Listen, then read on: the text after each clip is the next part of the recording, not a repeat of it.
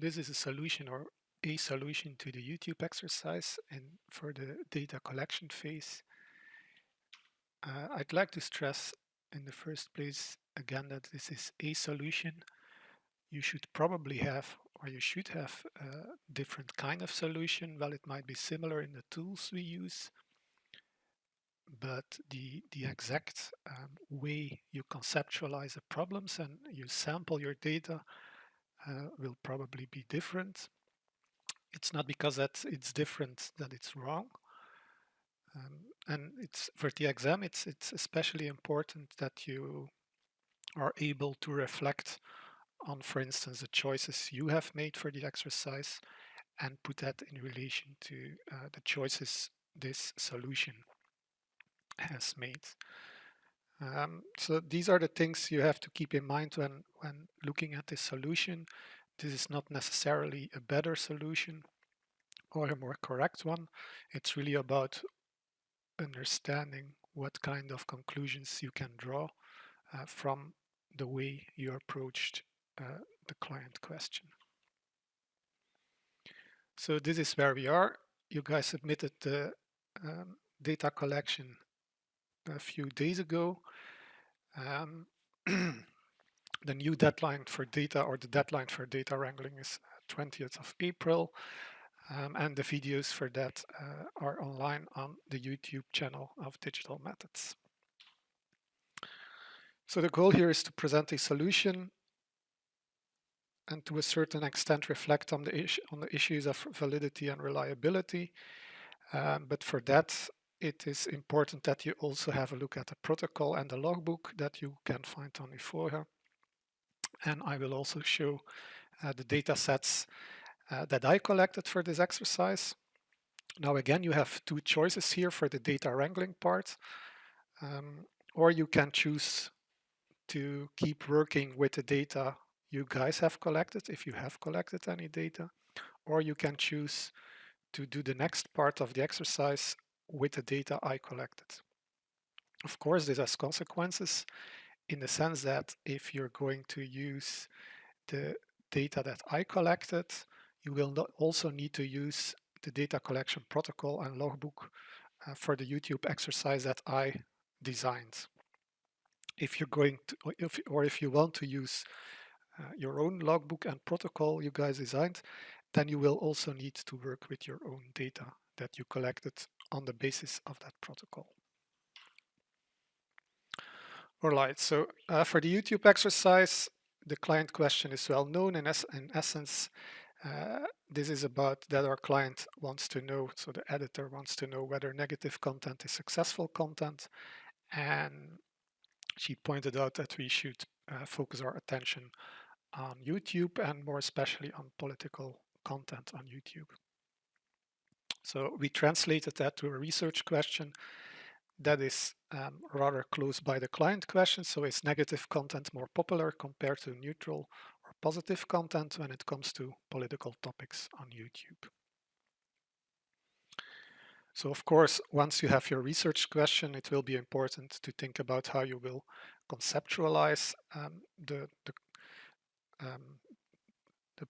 problems you're forwarding here. So the idea of what is negative, positive, and neutral content, what does it mean to be popular, what are political topics, and what is content. How would you define content on YouTube? So based on the research question, we will focus on YouTube, and the main questions here are defining the political content popularity valence. So valence refers to the emotional content of a message, and of course how we will collect the data from the YouTube platform. Of course, preferably you first deal with the first question because that will guide you in making your decisions for the second question.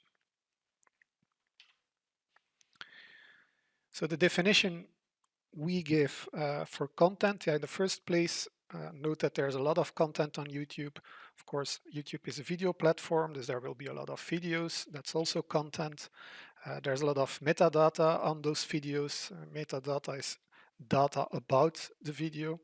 And so the title, number of views, time or how long ago the video was posted, and so on. In addition, most videos also have comments, and these comments also have metadata on those comments. So when you need to choose how to define this, what content is, you need to consider your research question. So if you do that, of course, your content should at least have the opportunity to contain some kind of valence, so some kind of emotional content. And of course, we should also be able to analyze it because you could choose to download a bunch of videos, but it would be hard unless you do it manually to do an analysis of the sentiment or the valence contained in those videos. But that would have been fine as well if you did that. But so for our solution, we defined content as, in the first place, the title. So this is wrong. The title of a video and also the comments on that video. So that's in the first place what we see as content. Of course, it's not about content, it's about political content. And this is really, or this was, I think, the most interesting challenge for this part of the exercise. That is the fact, or the question, how you're going to narrow down this huge amount of political content on YouTube. How are you going to make this manageable? So we decided to do that by focusing on certain topics. And of course, then the next question that arises is how many topics will you be using? If you use one topic only, what are the consequences of that? So if you guys made the decision, for instance, to focus on one particular topic, that's not wrong, but it has consequences, especially when it comes to the generalizability of your findings. So that's why we decided to pick more than one topic. So if we find the same results over and across those topics, then we can be pretty sure that it's not topic specific, or that our results are not topic specific. So that's the way we approach this. Of course, you could also have done something different, maybe not focusing on topics per se, but for instance, focusing on specific YouTube channels. So for instance, if Trump and Bernie Sanders had a YouTube channel, you could have decided to get all the content, so the videos and the comments on those videos, or the titles of those videos, to get the content from that, and that would be equally interesting and valid to do. Again, the question is not here whether that is more correct or not. The question is, what kind of conclusions can you draw if you made that kind of decision? Of course, popularity is a difficult one, but in a sense, especially when you think about the validity of your measure, because YouTube, in a sense, defines popularity for you. So these are the methods of the medium, as Rogers calls them. So videos have likes and dislikes. For comments, we have the number of likes and the number of replies on a comment. So these are measures that we can use in a certain way to see how popular some videos are.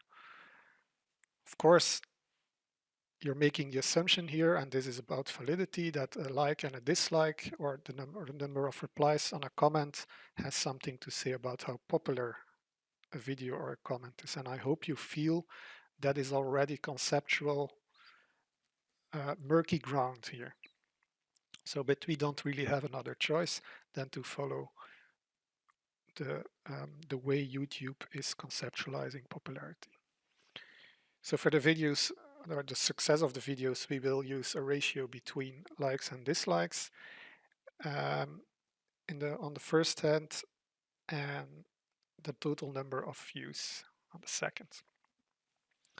And for comments, we will look at the number of likes because that's the only information there is. So you don't have a number of dislikes on the comments, and also the number of replies on each of those comments. And finally, so for the emotional content for valence, we will use the idea of sentiment. And for that, we will use a tool. Well, it's a Python library to extract sentiment. Don't worry too much about that because the next lecture, Christophe has made some theory and practical about sentiment analysis. Yeah, and especially, of course, for this part of for this exercise and for the data analysis part, you guys will need to understand how to do sentiment analysis. So really pay attention to the videos about natural language processing when they come online. Okay, so finally, our second, how will we collect the data from the YouTube platform? Of course, if you've been to my lectures, you know that the Digital Methods Initiative has a nice tool to capture YouTube data. So let's have a look here.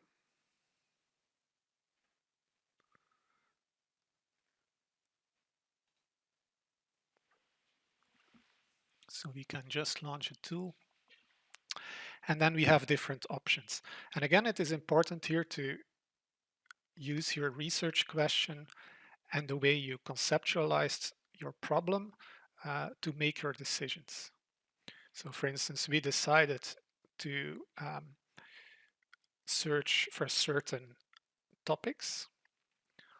Also, as you can see here, so this option allows you to create a list of videos, video info and statistics from, amongst others, videos retrieved by a particular search query. So this is what you want to do if you have certain topics in mind. So the search query is something you can fill out here. If you do only one iteration, you will get 50 videos. And this is really nice, the fact that you can limit your search in time. Why is this nice? Because of course, a video that is only recently uploaded will tend to have less likes compared to videos that have, for instance, been uploaded 5 years ago. So this allows you to do a search on videos within the same time frame. And of course, what we did was to collect for 2 separate months information on those videos. So we have four keywords we use, well, actually 6. So the first one was Trump for a Trump topic, Brexit for the Brexit topic, and then climate change or global warming. So if you input that in the search query, it will search for videos that have in their title either climate change or global warming or both. And the same is true for alt-right, with and without the dash. So we did that, or we used those search queries for the month May and for the month September. Yeah.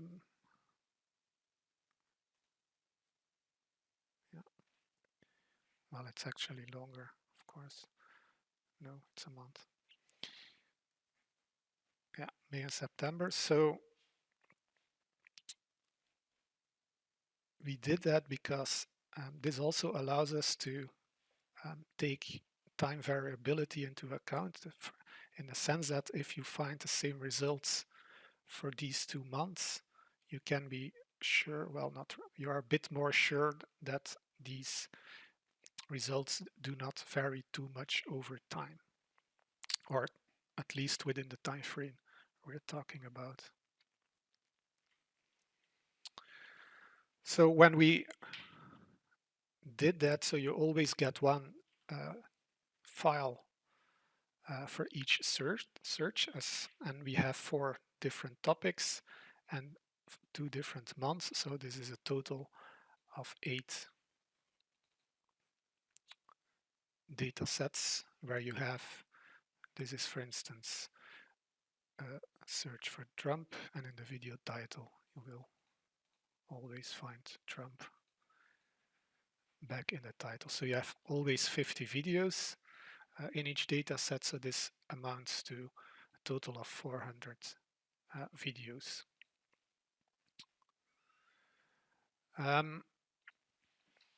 What I did then, and this is already a bit of data wrangling, so you guys haven't seen that. So if you had another solution, that's okay.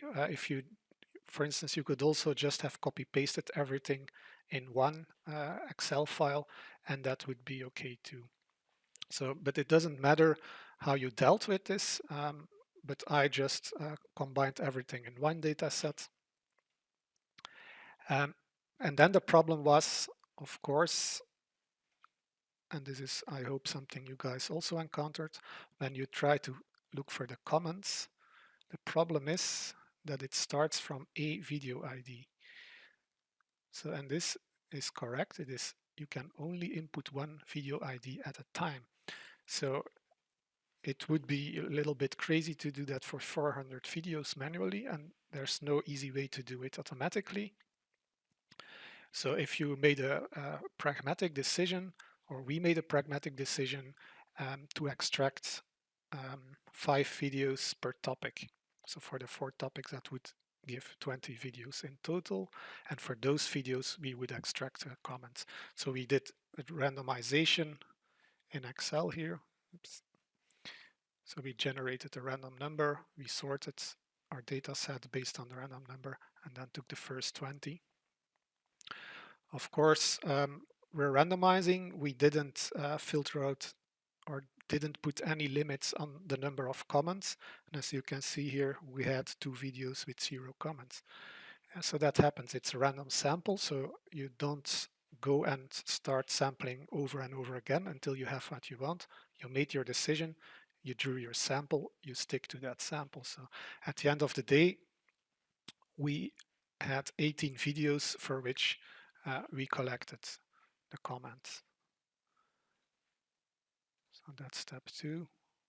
No, that's not step 2, that's 1.